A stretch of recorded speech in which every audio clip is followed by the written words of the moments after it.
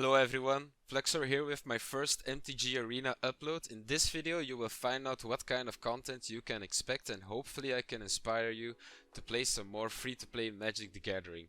So as you can see in the background, I'm playing some Constructed. This is historic, best of 3 with my Gruul aggro deck.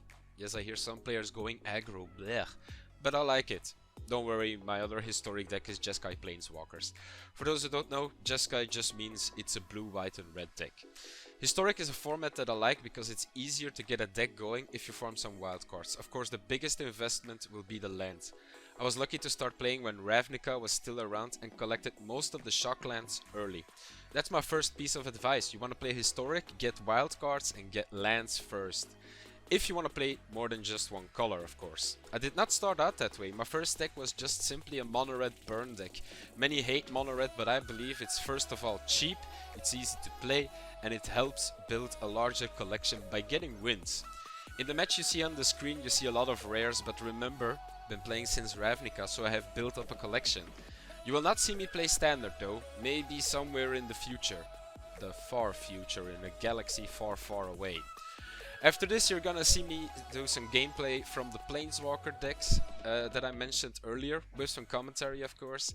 I'm also just always gonna go through my thought process while playing when it comes to really learning how to play Magic. I would just recommend this tutorial from MTG Arena or look up some videos on YouTube. Of course, there's a lot of content creators out there that will actually help new players get started really well.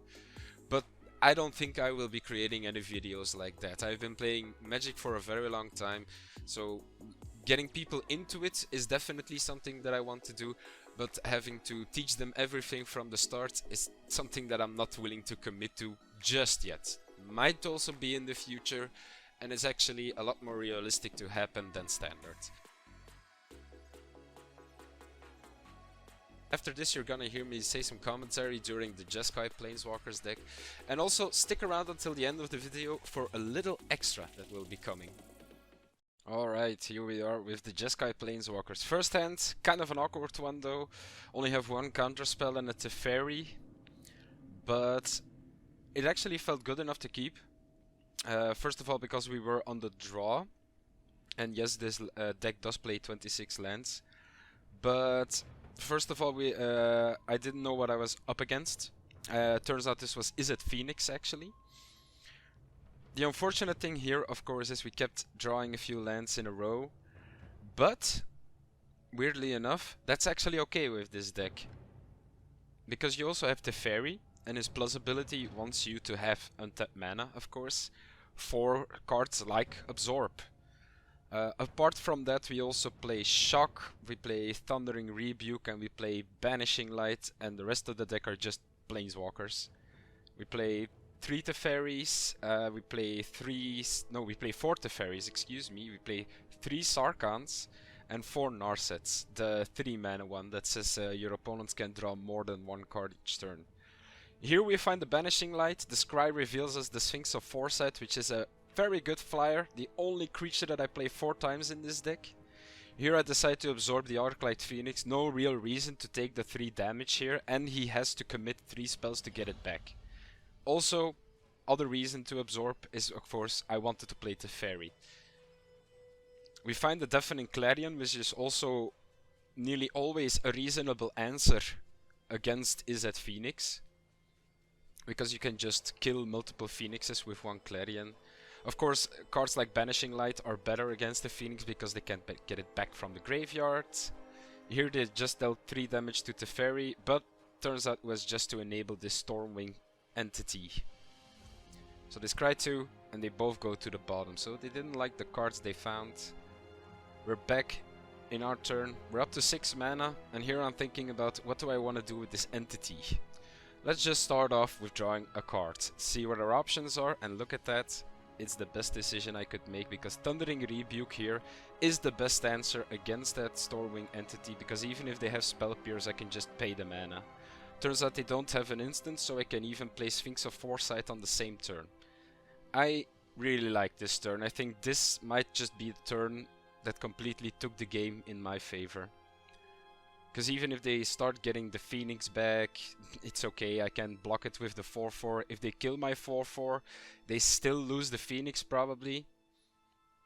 They did have a Lava Coil as an answer, which is not really I can do a lot about, but that's not the win condition of this deck either. We don't win on Sphinx of Foresight, we win on Sarkhan. Sarkhan is our only win condition in this deck. Finale of Promise, of course, a very strong card in Izzet Phoenix. Because there comes the Phoenix, hits the Teferi, I'll lose it, and I thought, what am I gonna do now? Of course, we have the Banishing Light, which is a reasonable answer against the Phoenix. I was counting my mana here, so I go up to 7, so I can't play Sarkhan and Banishing Light, I have to choose. So I choose to play it tapped, I only need 6 mana right now.